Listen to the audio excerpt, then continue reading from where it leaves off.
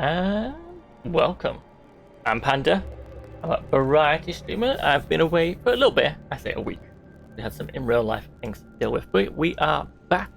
I thought I'd do something a little different. I thought we'd check out the Discovery mode, or Discovery Tour as it's called, in Assassin's Creed Odyssey, where you can go around, explore ancient Greece, and learn some things, get some tours and stuff. So, people might know I actually do have a degree in archaeology. Unfortunately, I don't use it very often, but it's a nice degree to have, and I was like, you know what, this mode speaks to me. I thought we'll check it out. Also, I was inspired recently as my parents have just returned from Athens and were telling me about it, so I think we should get started. Oh, also a few of our patrons had asked, hey Cap, welcome to the stream. A few of our patrons asked this morning on, is it just Athens or is it the whole Greece? There's the whole Greece. I will show you how big the map is now. So we're here at Athens and the Parthenon, but we will zoom out. And here we go. Like, you can't even zoom all the way out. You have to literally like scope around. So we've got Attica where Athens is based, but we also have some of the islands, the main chunk around here. These obviously sort of separate into like the counties, I think, or areas. And as you can see, there's a lot of little islands about here as well, which I've probably been to most of these in the main game, but this is separate from the main game. This is its own mode. Start you off here. So I'll just cancel that for a second. I'll just quickly run through. There's a lot of islands. Trust me, in the main mode you end up spending a lot of time on the boat going from place to place. So here we got our map.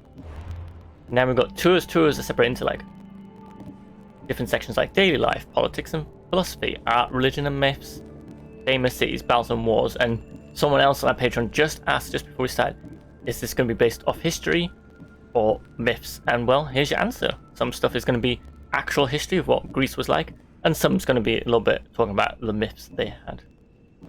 Then we've got characters. This way we can choose characters. So you unlock more characters depending on how many of these tours you do.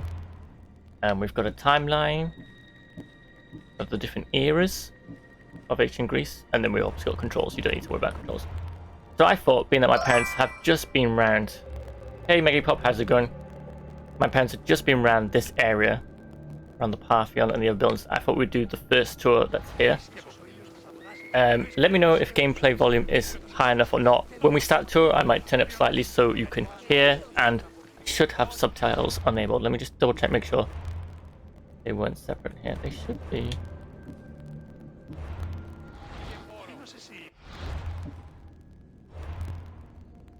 To make sure they haven't got separate option menus.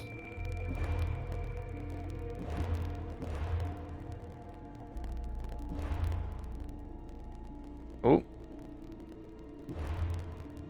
Oh, nope. The audio went for a second. Oh, yes, subtitles are on. Dialogue text size. Let's make dialogue a little bit bigger. Let's have a background of the subtitles just to make it easier for you fine people out there to watch. Let's get to it. Take our first tour here. Explore the glorious Acropolis of Athens and experience sacred landmarks within. Greetings, wanderer, and welcome to the Acropolis, the shining jewel of Athens. Oh, let me just reset the Elgato. Okay, maybe the Elgato is slightly out of sync. Let's just refresh that. I apologize about that. Hopefully it should be in tune now. Yeah, it's better. The Acropolis of Athens is a bastion of art and culture worthy of the gods themselves. Within this citadel, you will find many important sacred buildings, as well as some of the most magnificent art in all of Greece. You are in for a very enlightening visit. When you're done, come find me, and we can discuss the things you have seen. Farewell for now.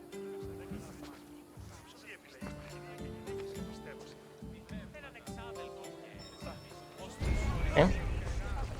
start a tour. Let's go to the first bit. The Acropolis has gone through many changes in its long history.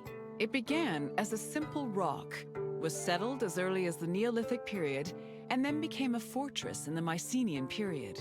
Stone buildings started appearing in the 7th century BCE. But the famous structures whose ruins remain visible today date mainly from a period of construction in the 5th century BCE. The location of the Acropolis is closely tied with Athens' foundation myth. Supposedly, it was the site where Athena and Poseidon competed for the city's patronage. This connection gave the Acropolis a sacred aura, and it was considered the religious heart of the city. Okay. Oh, we got a little picture there as well. What's a little more? This is a modern day picture here.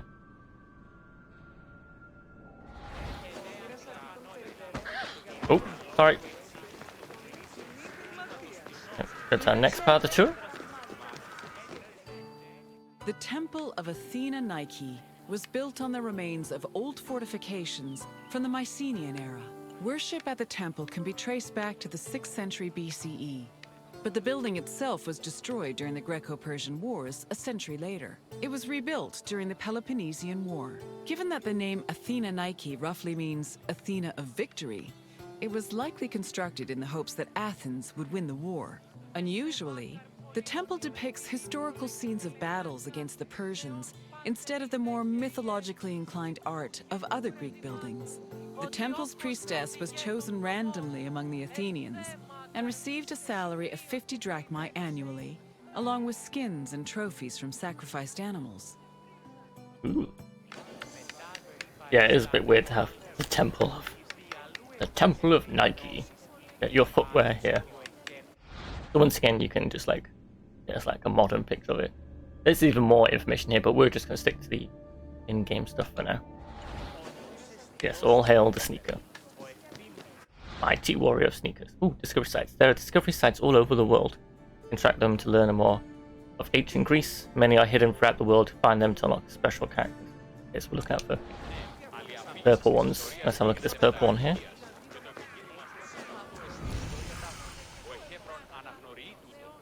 But yeah, it's pretty cool to see, like, hey, here's what it looks like now. Quite impressed, like, how much is intact still.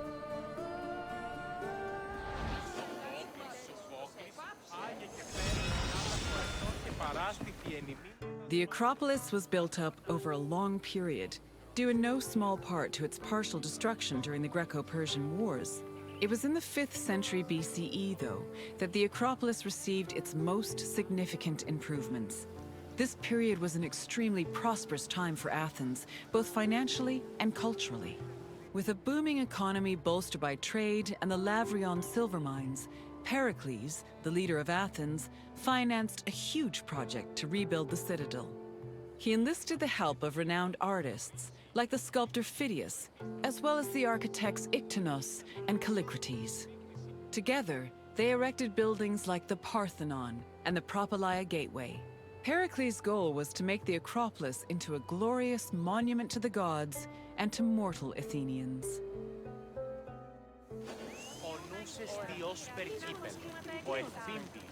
Yeah, I can imagine going to see it back then. Yeah, very impressive.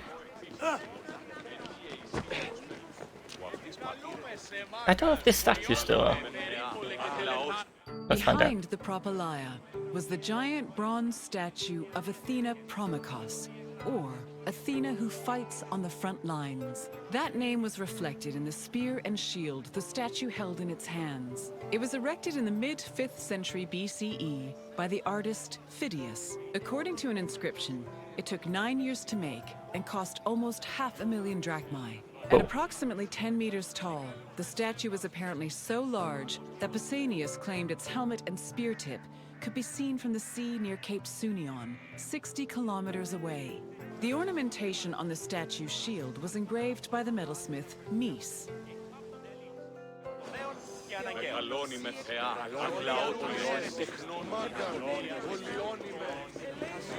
Oh, look how funny if we see a purple one.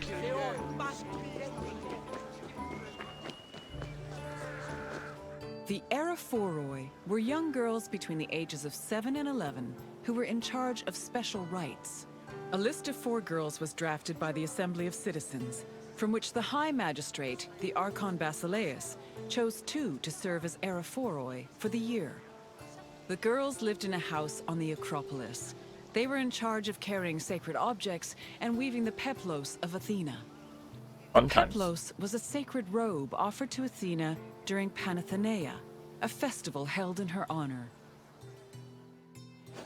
Cool.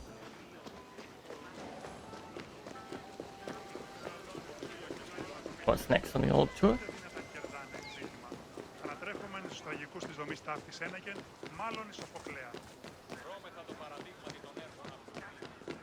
The Erechtheion was an atypical temple.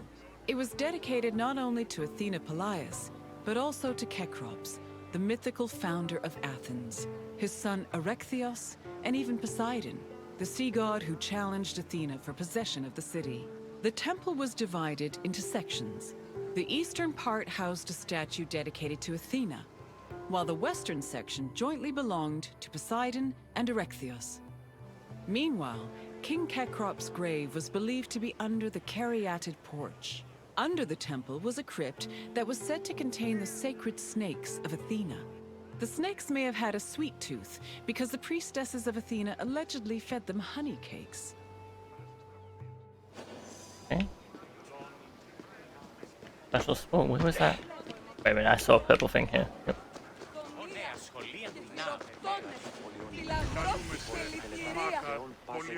Goddess stands by the altar for an offering from a Belial on a terracotta.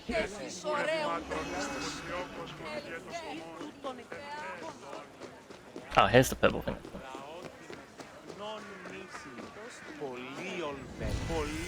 Altar of Athena. Athena Pallas fully armed in front of a small burning altar.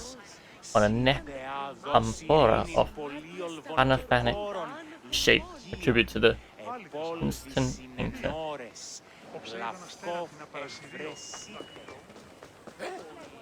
Oh, this is a nice sunny day for this tour.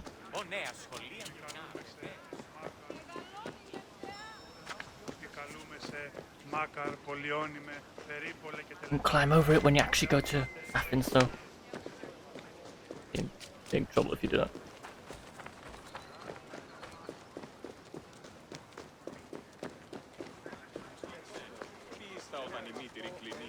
The Parthenon is one of the most well-known buildings in the world and an enduring symbol of ancient Greek civilization.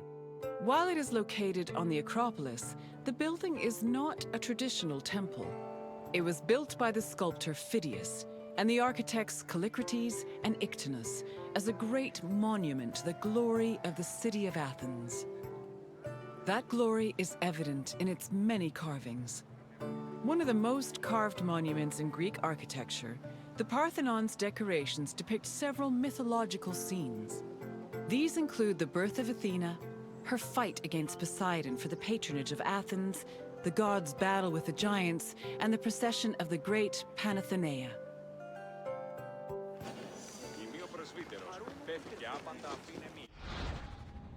Okay, this is like a paint from the time.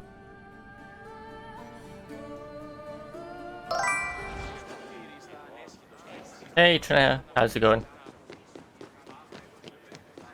I haven't been streaming for a while, took the week off to deal with some other stuff. The inner chamber, or cella, contained a massive statue of Athena that was considered to be one of the sculptor Phidias's greatest masterpieces. The statue was chryselephantine, a combination of gold and ivory. To justify the steep cost of its construction, Pericles told Athenians that the statue was a gold reserve, which could be disassembled in times of economic distress. The cella also allegedly contained a pool, whose main purpose was to control the room's humidity, which helped preserve the statue's ivory.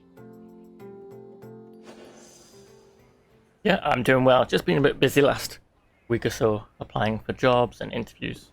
That's why I took a little bit of a break from Twitch. How are you doing? I haven't watched anyone's streams in a while either. Okay, we're going first person. A little bit strange in Assassin's Creed. I'll stick to third.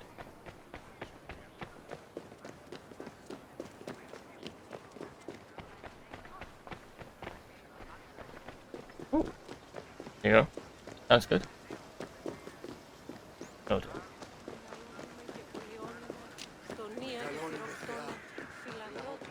I think my ITs. Well, my IT skills are alright. Athens' treasury was I don't know if I'd want to located do in the networking, though. Parthenon, where it was believed to be protected by Athena herself. The treasury contained objects of great value, acquired from different conquests, as well as a mass of minted silver coins Well, hopefully you find a and good, various offerings good to paying job. Athena. They treat Heracles you well also decided to as move well. the That's the main entirety thing. of the Delian League's treasure to the Parthenon in 454 BCE. This was a great testament to Athens' power over the rest of Greece. The riches were divided into two parts, the Demosia, which belonged to the city, and the Hiera Cremata, which was dedicated to the goddess and only used for religious purposes. It's roasting here though in the UK, I can tell you that. I feel like I'm in Greece right now.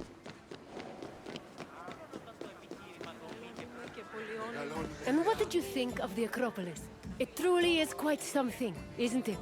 A sacred sanctuary and an architectural marvel, all in one. If you have any questions, don't hesitate to ask. I'm excited for new Assassin's Creed. I've not watched the trailer yet. I know I did get posted, I just haven't managed to catch up this week. I watched their thing where they were announcing like so many different ones, didn't they? There were like 4 new different ones of different types. Like this one said China, that new one's in Baghdad, is it? In Israel? No, maybe I'm wrong. Did they say they're doing one in Baghdad? I can't remember. I've gone blank. And I think there was one with witches or something. Maybe I'm wrong. It was a while ago when I saw that thing where they announced like, here's the future of Assassin's Creed. I'm on and off with Assassin's Creed. I didn't like number 1. Well, number 1 was alright. It was something new, but it's not easy to go back to. I like 2 and Brotherhood with Ezio. I like Revelations. Mixed feelings about number 3. What came after? Black Flag. I love Black Flag. That was a good one. That and the expansion of Black Flag. Did I fall off after that? Then I played the one set in London, Syndicate, and I fell off that one. Maybe I got halfway through, fell off. Then I missed Origins. Enjoyed Odyssey, but maybe it's a little bit bloated in the main story. But I've just gone back. I've just bought the season pass for Odyssey. I'm enjoying that. I'm not sure if I want to tackle Valhalla, considering how big of a game it is. I kind of wish the multiplayer bit would come back though. I kind of like the sneaky stealth stuff of the disguising. Oh no, we've got a quiz now. Hope everyone's been listening, because I might need the help with the quiz. At the end of each tour, you have an option to take a short, light-hearted quiz. Right or wrong, your host will tell you more about each answer you give. Tours for which you have completed, the quiz will have quiz complete state. Okay, quiz time, everyone. You're confident enough for a test? Very well. Let us see how much you know. Which 2 gods competed for Athens' patronage?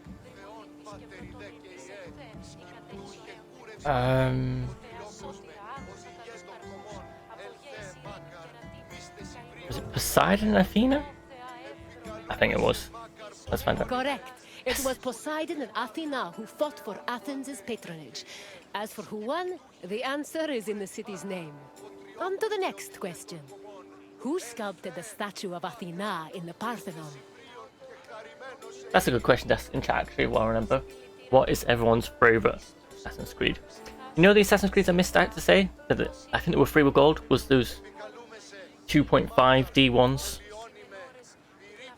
Assassin's Creed Chronicles, maybe it's called? And I forgot about the one that's set in Liberation, set in New Orleans. I think that's included in this season pass for this one. I want to check that one out as well. Oh, yeah, repeat the question because I've forgotten already. Who sculpted the statue of Athena in the Parthenon?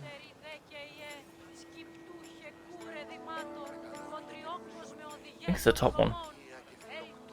Correct. Yes. The renowned sculptor Phidias made the statue, which was considered one of his masterpieces. And now, the final question. Which king's tomb was believed to be under the Caryatid porch? I can't remember. I think for the other questions as well, I think I would choose. Which one's my favorite? I'm torn between Black Flag. Oh, no. Yeah. I'd say Assassin's Creed 2, but I feel like that might be more dated. I'd say Black Flag and this are my favorites. I think it's the ship combat that does it for me. Oh no, who was underneath? I can't remember this. Leonidas? Leonidas was a Spartan king. He would not have been buried in Athens. Try again.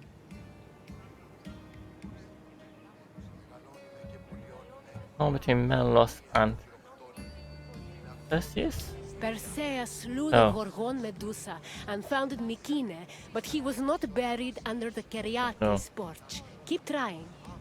I clearly wasn't listening to this bit. I'm afraid not. Oh no. Menelaus was known for two things: marrying Helen of Troy and going to war when she left him for the beautiful Paris. Try another answer. Well, there's only one answer left.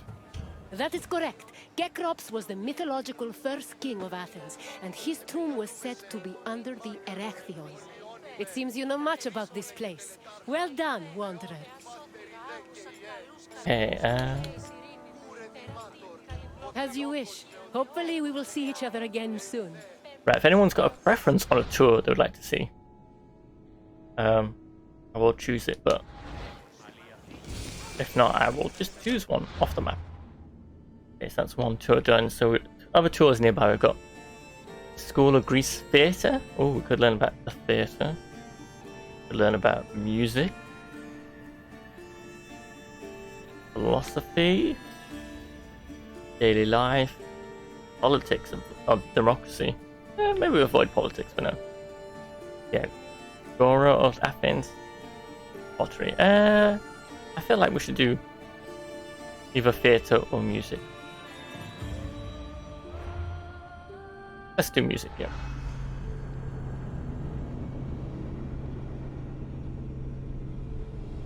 Yeah. Oh, that rings a bell, but I can't remember what that is. Okay, let's learn about music. Attend the Odeon. God, we've stolen so many names in the UK for things. I don't know what you've got, what is any elsewhere in the world, but we have a cinema called Odeon. Obviously everyone knows Nike for the trainers and the shoes. I think Argus as well, which is just a catalogue shop here in the UK. That's based off some Greek name if I remember right. Man, what have we done? How can we ruin these historical things with? Welcome to Athens, wanderer. More specifically, welcome to the musical hub of the city, the Odeon.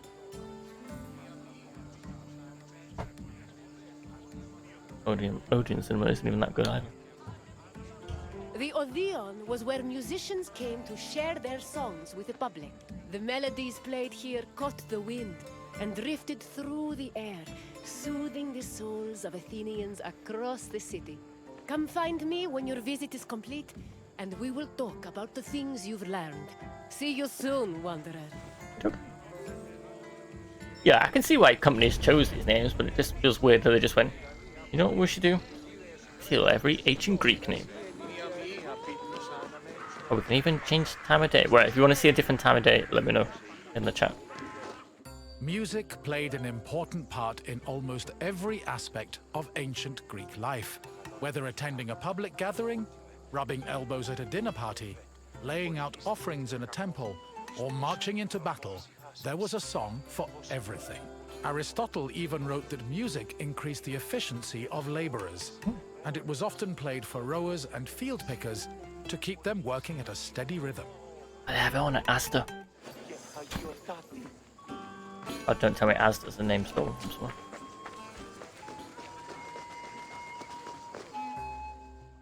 Musical contests, or agones, were originally only held during religious festivals.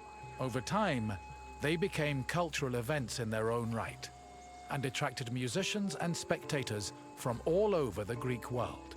For example, the Athenian Panathenaea festival featured competitions for instrument playing and poetry recitation. The Dionysia festival included contests between groups of male singers to see who could best perform a dithyramb, a merry hymn in honor of the god Dionysus. While these contests could be attended by all, women weren't allowed to compete in them. Yeah.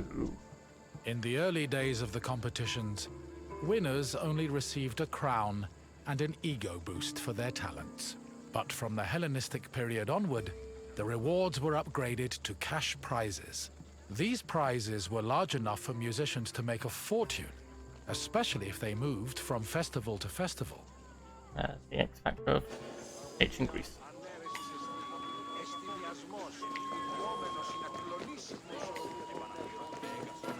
The Odeon of Pericles was built sometime between the 440s and 430s BCE. The building was commissioned by Pericles for use in the Panathenaea festival. The Odeon was also a venue for poetry readings, political rallies, and philosophical performances. According to ancient sources, the original design of the Odeon was inspired by the tent of the Persian king Xerxes, a spoil of war the Athenians salvaged after their decisive victory at Salamis in 480 BCE. The building's roof was made of timber from captured Persian ships. In this sense, the Odeon was both a triumphant symbol of Athens and an insult to their Persian enemies. This structure was considered one of the grandest architectural accomplishments of ancient Athens. What a thing to do, just like, yep, we're gonna build this building out of the wreckage of our enemies. They carry the weight of Leonida. The bravest to the grave. The bravest they'll fight to the grave. Oh, we've got an ad. Let's explore around. We'll wait for the ad to finish. Oh, unless I can snooze it. Actually, let's snooze the ad, and then everyone can listen to the last bit of this tour. In ancient Greece, there was a type of music for almost any occasion. Complicated songs like hymns, paeans, and dithyrambs were meant for the ears of the gods, and as such were usually played during religious ceremonies and civic life. Meanwhile, a hymenaeus was a song performed at weddings, and a threnody accompanied funeral processions. For more merry occasions like symposia, scholia were the soundtrack of choice. However, drama was considered the epitome of artistic expression, since it combined songs with poetry, dance, acting, and costumes. Plays were thought to be the connection between mortals and gods, and the songs that accompanied them, especially those from the tragedies of Euripides, often became huge hits in the rest of Greece. The Greeks love, ancient Greeks loved them. TV, wouldn't they? I think it's quiz time. Hello again. I trust your visit was worthwhile, and that Was indeed. learning of music was a feast for your mind. I know it was for mine. Is there anything else you'd like to do? I'm ready for the quiz. Fancy yourself an expert on music? Then let's put your knowledge to the test. Which of the following songs was played at weddings?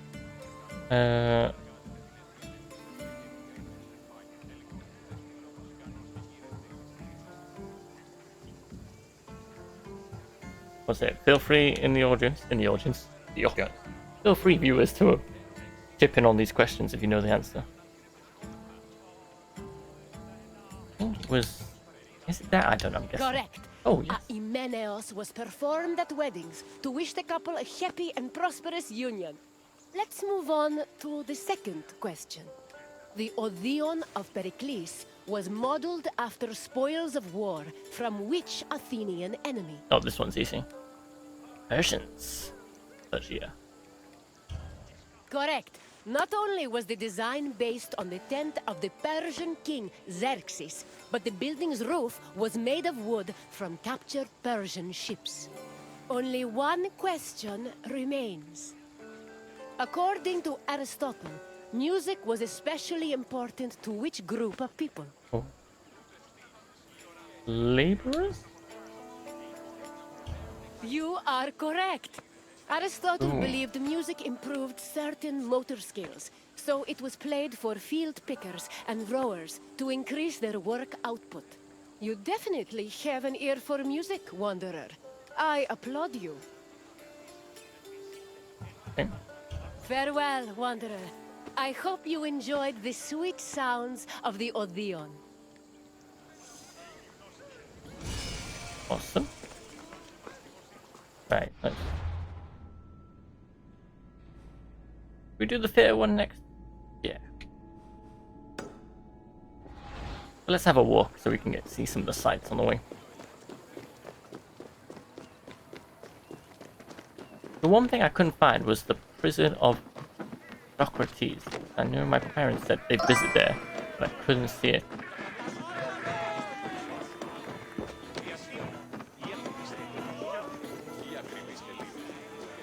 Oh yeah, look at this place. Oh, another purple one here, let's check it out. Okay, a red figure crater. The scene of an actor holding a... Can we see a bigger picture of that? Oh.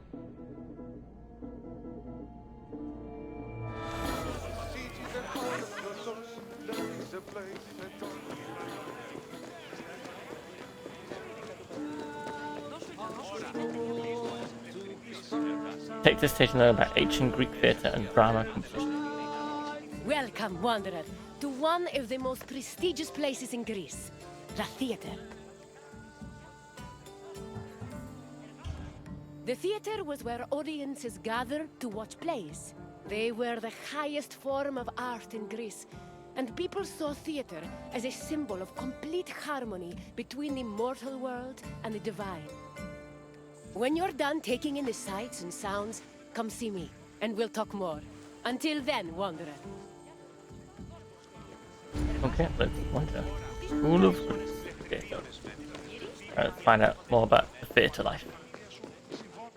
Theater is not just part of geek culture, but was a major part of Greek culture. In Athens, comedies and dramas originated from the dancing and singing performed by members of the cult of Dionysus. Between 536 and 533 BCE, theater's burgeoning importance in Athens was demonstrated when the responsibility of organizing tragedies was entrusted to the Archon, the highest-ranking magistrate in the city. From then on, theater grew rapidly in popularity, and soon, a permanent space for performing and watching plays was built on the slope of the Acropolis. During the 5th century BCE, theater became intertwined with Athens' democracy. It often functioned as an echo chamber for political ideas, and in some cases, it could even influence public opinion.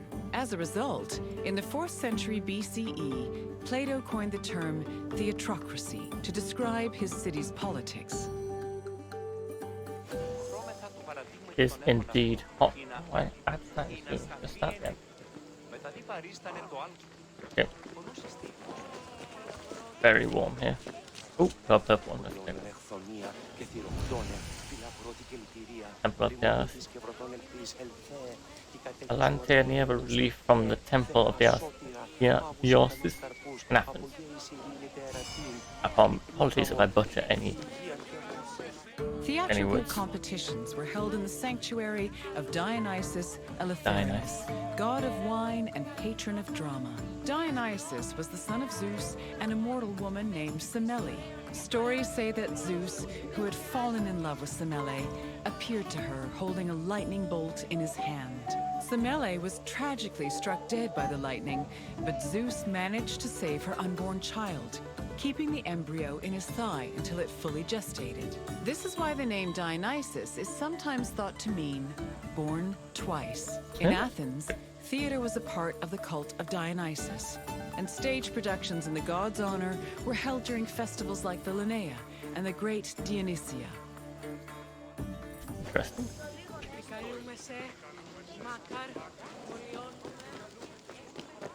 In Athens, there were 3 festivals that honored Dionysus with drama performances: the rustic Dionysias, the Linnea, and the Great Dionysia. For the rustic Dionysia, Each Deme of Attica organized their own Dionysiac procession. The parades were full of phallic songs, dances, and symbols meant to signify fertility, and participants wore drunkard masks and sang bawdy lyrics about the god. The Linnea was the oldest Dionysian festival. It was exclusively reserved for Greek citizens and mostly made up of comedy performances. Finally, the Great Dionysia was the most important festival. Taking place over several days, it began with a parade called a Phallophori, followed by a dithyramb contest, and ending with consecrated drama competitions. A lot going on these days. The Great Dionysia was supervised by the head magistrate known as the Archon, who was assisted by 12 other magistrates. Among his duties, the Archon picked Korigoi, rich Athenian citizens responsible for providing the budget for rehearsals and performances. 2 days before the Dionysia, a ceremony called the Proagon took place where playwrights introduced their work. The Dionysia finally began in earnest with a procession to the god's temple, followed by sacrifices and a symposium. The next 2 days centered on dithyramb contests, while the final 4 days were dedicated to drama competitions. The contests' outcomes were decided by 10 judges who were appointed at random by the Archon. The judges placed their votes in an urn, and 5 of the votes were randomly picked to determine the winner. Okay. A little bit random, but... All Athenian stage actors were male, regardless of whether they were playing men or women. Tragedies originally featured only one actor performing alongside a chorus, eventually reaching a maximum of 4. Adding more roles opened up the opportunity for dramatic dialogue. During performances, they prepared themselves in the skene, a building that served as a backstage area, before emerging onto the proskenion, or stage. The skene could be painted to represent backdrops like palaces, temples, and tombs. Its roof was reserved for appearances by the gods. These gods could be moved around with a crane called a mechane, which produced spectacular visual effects. On stage, actors wore masks and elaborate costumes. For tragedies, they were adorned with magnificent clothes, while for comedies, actors playing male characters wore hugely exaggerated phalluses, probably to maximize the laughs. Okay. The centerpiece of the theater was the orchestra, or dancing place. It was a large, circular area that hosted choral performances, religious rites, and, presumably, acting. Choruses were composed of men wearing masks and costumes. Any Athenian citizen could be choritai, as long as they were selected by the chorus director. Chorus members also served as the equivalent of a curtain, as their entrance and exit marked the beginning and end of the play. New costumes and masks were produced for the chorus for every new play, and they were often just as impressive and elaborate as the performances. For example, Aristophanes' comedies feature the chorus dressing as wasps, frogs, birds, clouds, and islands. One of his plays, The Knights, even had men riding other men dressed as horses. Man. What I'd be interested in. Okay, so most of it's still there, just the building that's not there.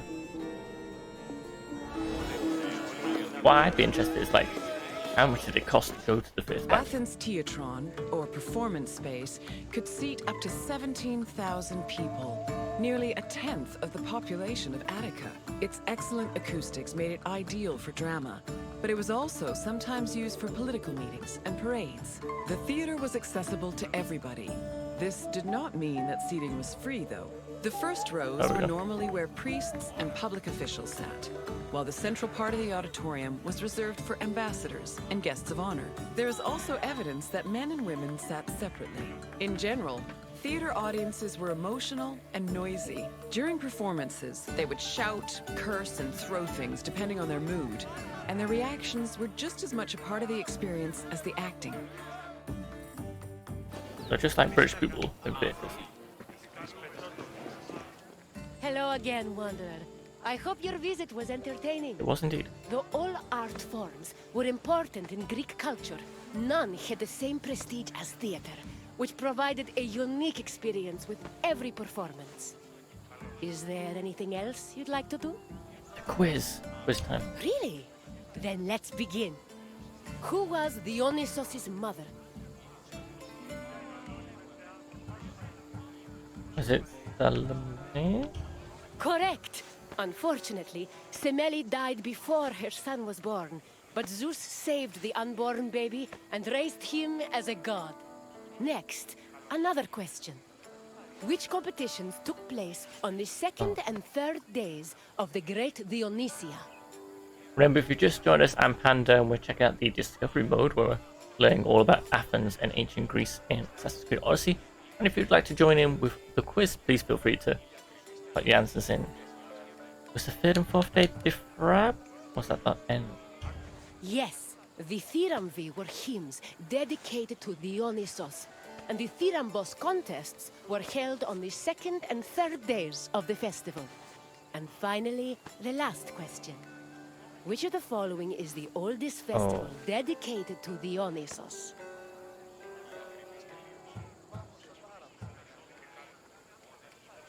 I think it's the first one. The Great Dionysia was one of the largest festivals dedicated to the god, but not the oldest. Try a different answer. The Adonia? The Adonia was dedicated to Adonis, not Dionysos. Try again. Ooh, the Lily? You are correct. Yes. The Linia was the oldest Dionysiac festival. Congratulations, Wanderer. You're a very studious theater goer. Then I will leave you be. Farewell, Wanderer. Yeah, I thought it was Adonia for a second, but it wasn't. Okay, let's see what we've got. If anyone's got a preference, let me know. Fill the mines. Port. You know what, let's do the pottery, because obviously pottery is quite famous in the world, Greek pottery.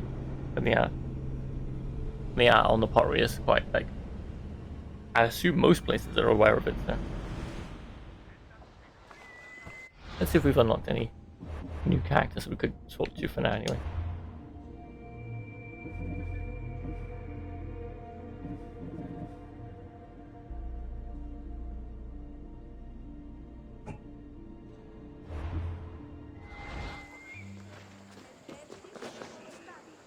Visit the Karamikos, the pottery capital of Spaaacesloth. Hello, Wanderer.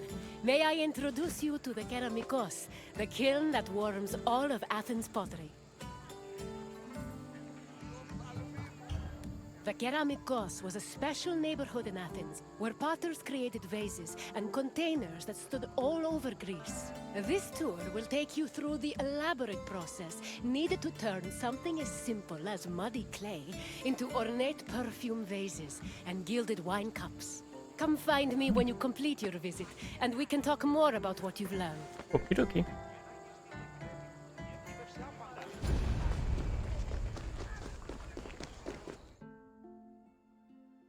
The Keramikos was a large, sprawling area northwest of Athens' Acropolis. While part of it was used as a graveyard, it was also dedicated to the creation of pottery. The Keramikos was so significant to the art form that its name lives on in the word ceramics. Perhaps drawn by the river, potters moved into the area and formed their own bustling community. It's believed that by the end of the 5th century BCE, hundreds of thousands of pottery vessels had been made in Athens, including everything from heavy, undecorated cooking pots to delicate and beautiful containers reserved for the most precious oils. Sadly, only around 1% of these works survive today, some only in small fragments. 1%, that's ridiculous. Raw clay from a river was hardly fit for a potter's wheel. Athenian potters used clay that was rich in iron, which created the distinctive orange-red coloring seen in Athenian pottery. But this high-quality clay needed to be handled carefully to avoid disasters in the kiln later on. The clay was first brought to settling beds, where it was mixed with water to wash out any organic debris like leaves. Once it was purified, workers kneaded the clay with their hands to push out air bubbles and create the texture necessary for a flawless finish. One of the goals of these early steps was to remove any impurities that could destroy a delicate design, or worse, render a vase unusable. Is it vase or vase? Like everyone says it differently. Once the clay was cleaned, it was up to the potter to shape it into a vase by spinning it on a wheel or pressing it into a mold. Their choice depended on what shape they wanted for the vase, but they also considered the possible scope of its decoration. Potters did not work alone. A workshop might have had many people working together on different aspects of production. Potters collaborated with many different painters for decorating their creations. Some of these painters even became potters themselves. All in all, a single vase could be worked on by many different artists, with each one focusing on a different aspect of its design. Wow. Much pottery they actually made. After the pots were shaped and decorated, they were packed into kilns for the lengthy and delicate firing process. The process had 3 stages: oxidation, reduction, and reoxidation. The main purpose of the firing process was to carefully manage the clay's exposure to oxygen. The chemical reactions caused by firing gave the pots their distinctive orange-red coloring. This also turned the designs made from the clay decoration slips glossy and black. The most difficult part of the firing process was managing the fires themselves. It required an enormous amount of skill and experience to properly judge the exact temperatures needed, and even the smallest mistake could ruin several hours of work. No pressure then.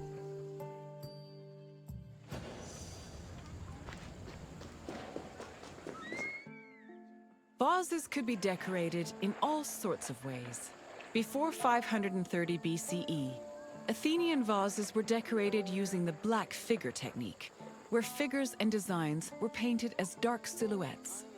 At the end of the 6th century BCE, painters created a new technique called red figure, an inversion of the painting process that left the figures in red and the background in black. This gave the artist more freedom to better explore details like muscles and individual locks of hair. Designs were sketched onto the bare surface of the pot using a thin, sharp tool. Thin relief lines, which helped define subtle elements like facial features, were added using a brush made of a few stiff hairs. More elaborate vases were sometimes gilded, but these decorations were so delicate, they were most likely only added after the firing process. Yeah, making this pot a lot more vases, sorry. More complicated than you You've think. returned! As you can see, pottery was an arduous and delicate process, but was exemplary of the skill and craftsmanship that dominated Greek art and culture. Now, is there something else you'd like to do? Quiz time, of And course. let's get right to it, starting with an easy question. What was responsible for the orange-red color of most Athenian vases? Was the lion? Correct! Athenian potters worked with clay that was rich with iron, and that iron created a distinctive orange-red coloring. On to the next question. What were the chambers for firing pottery called? Films, yeah. Correct. Pottery was fired in kilns, and the firing process was extremely precise and delicate in nature. You're almost done. Just one more question. The firing process was made up of how many stages? Right. Yeah, oxidation, whatever the middle one was, and reoxidation. Correct. The 3 stages of the firing process were oxidation, reduction, and reoxidation. You know your pottery. Well done, Wanderer. A pottery expert. Then we must part ways, at least for now. Farewell, wanderer. Well. Right. Photo mode. Inspired by the architecture and scenery of ancient Greece. Take a picture. Okay, yeah. Fine. I've taken some photos before. Let's see what tour we're going to do. We've got walk through Athens' most popular meeting place, so its vibrant market as a monument. Democracy. Daily life. Cool, let's go for the one over here actually.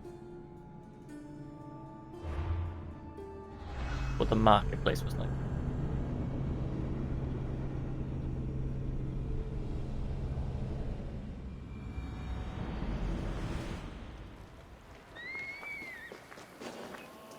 Walk through Athens' most popular meeting place and discover its vibrant markets and monuments.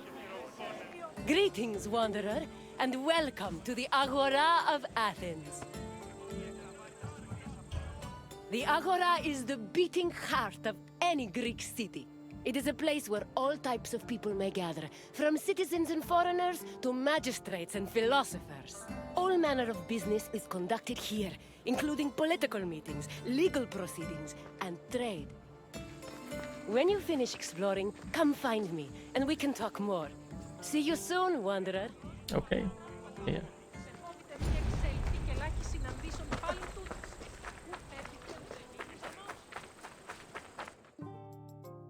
The Agora was the civic center of Athens, but it wasn't only frequented by politicians and city officials. The area housed a market where people could purchase food and other goods from merchants. It was also frequented by philosophers, who used the public space to establish schools and pass on their teachings to students. Religion had its place as well. Temples dedicated to Hephaestus and Apollo were located in the Agora, along with the altar of the 12 gods and the monument of the eponymous heroes.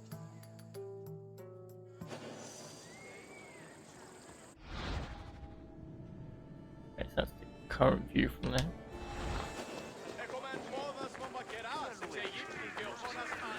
Excuse me, John.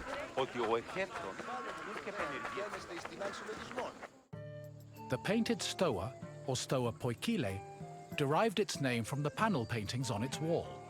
The paintings were created in the 5th century BCE by famous artists like Polygnotus and depicted Greek military victories like the Battle of Marathon.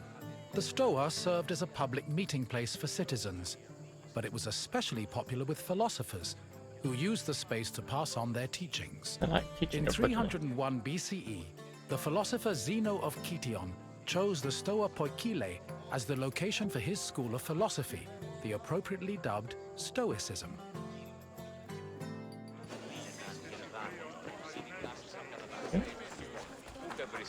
Learn some more about the market.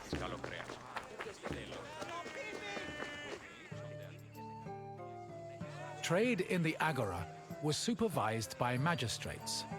There were 5 agoranomoi who kept order in the market, controlled the quality of goods, and collected market dues. This provided revenue to the city and helped pay the magistrates and those in charge of maintaining order. The market benefited everyone. Customers bought what they needed, merchants made their living, and city officials received the money they needed to keep the wheels of democracy turning. Oh,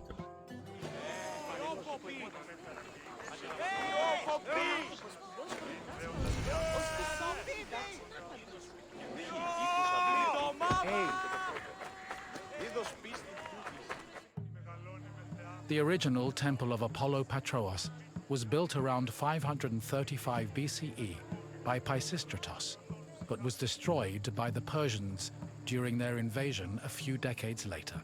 It long remained in ruins, except for the altar, which was left standing as a reminder of the Persian sacrilege.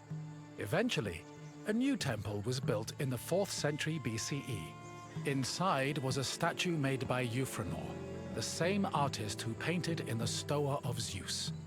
The temple held special significance in Athens, as it was connected to the origin of the city's people. The name Patros, meaning fatherly, referenced the belief that Apollo was the father of Aeon, founder of the Aeonian Greeks, from whom all Athenians are descended.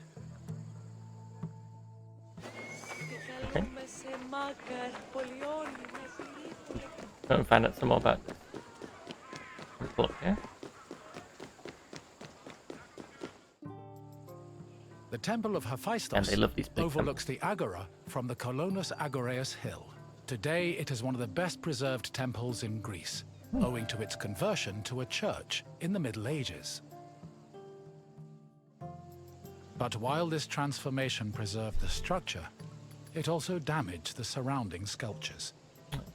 The temple was dedicated not only to Hephaestus, the god of metallurgy, but also to Athena Ergane, goddess of arts and crafts. Nearly every part of the Hephaestion was lavishly decorated with depictions of famous mythological events, like the labors of Theseus. The Theseus scenes gave the temple the nickname Thesion, a name that lives on today as a city district in Athens. Okay, interesting. Oh yeah, that's in pretty good shape. It's weird when you see like all these trees and like other stuff around it.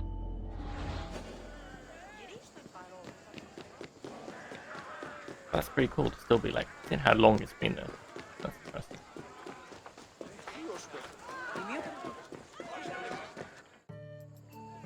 The Boulaterion was another building in the Agora that contributed to the democratic process.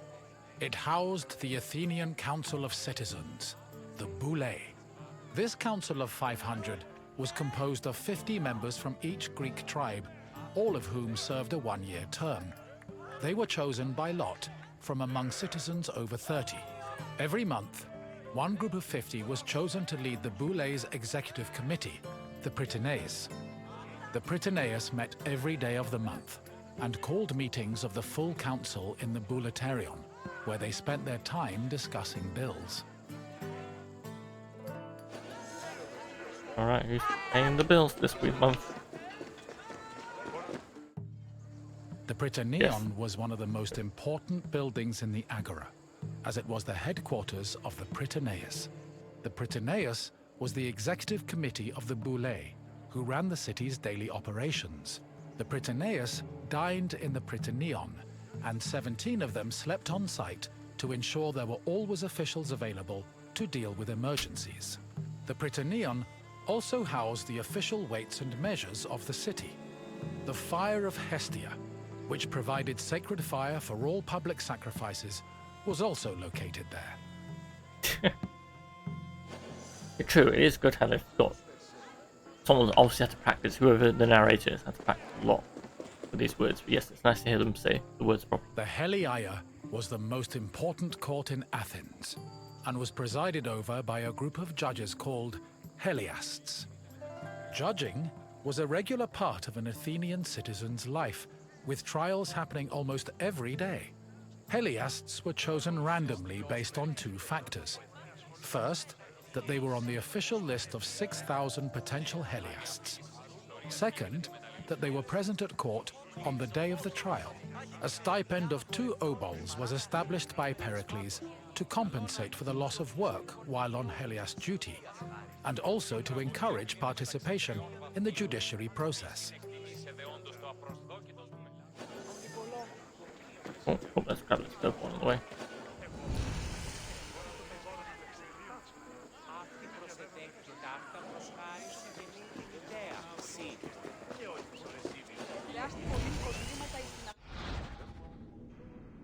Okay, I'm guessing that's where it used to be.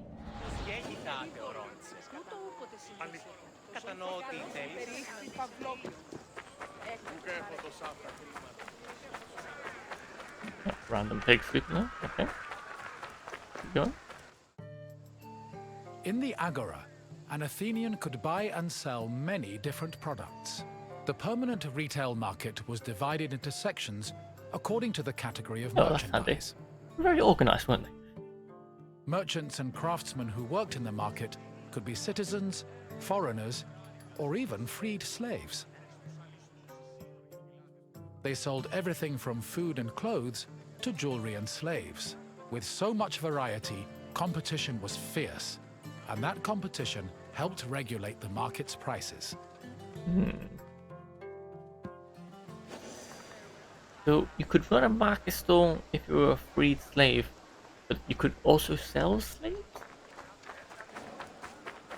A little bit weird. I would say glad times have changed, but they haven't everywhere.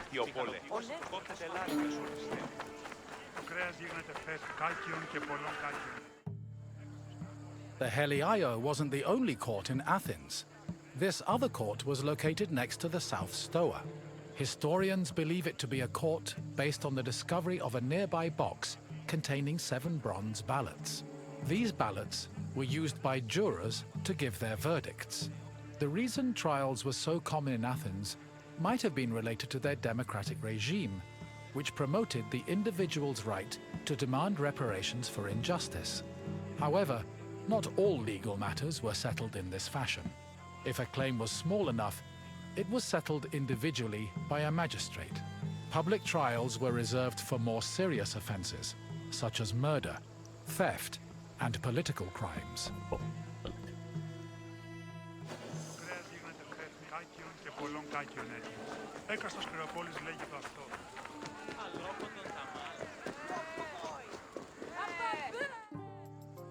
The mint was where the city made its coinage. It is believed that Athens' mint was in the city's agora, as modern excavations have turned up small disc-shaped pieces of metal used to make coins. Much of the silver required for minting coinage came from the Lavrion silver mines. Athens was so dependent on the mines that when they lost them during the Peloponnesian War, the city was forced to melt down a gold statue of Athena to mint gold coins and avert a monetary crisis.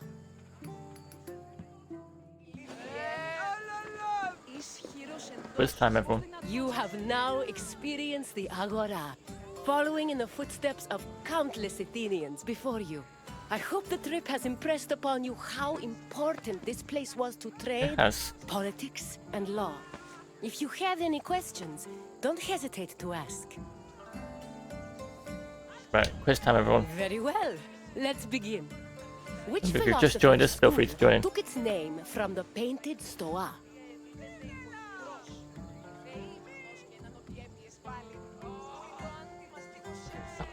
Socrates was one of the greatest minds in Greece, but there are no records of him teaching at the painted stoa. Try a different answer. Oh, who was it?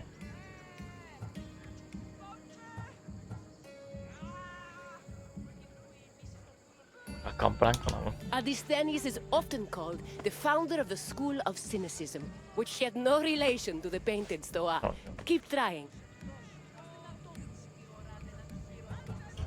Thales had an obsession with water, which he believed made up all matter in the world.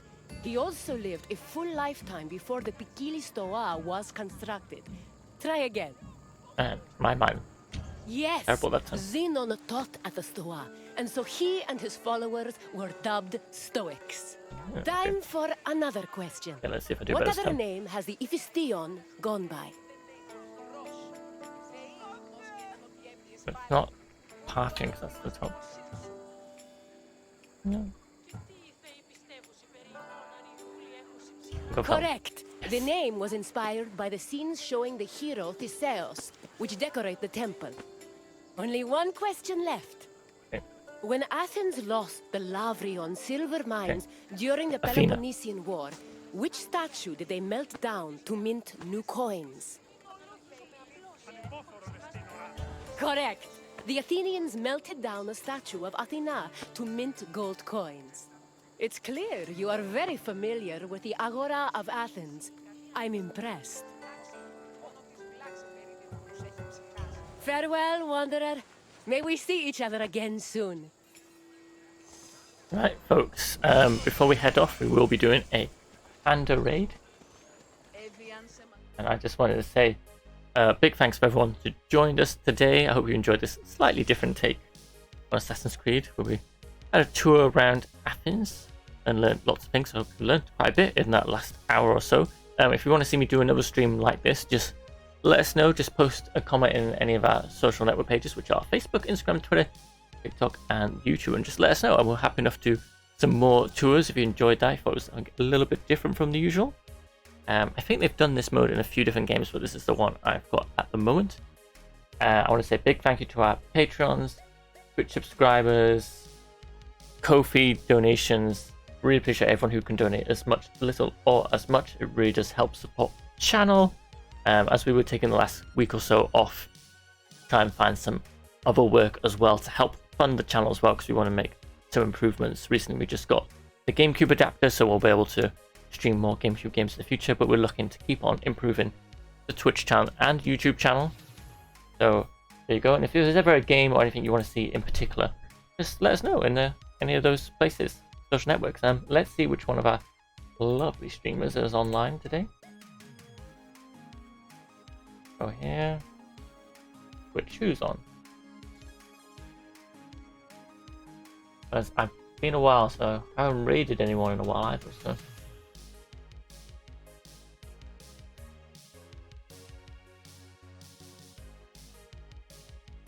Ooh, decision.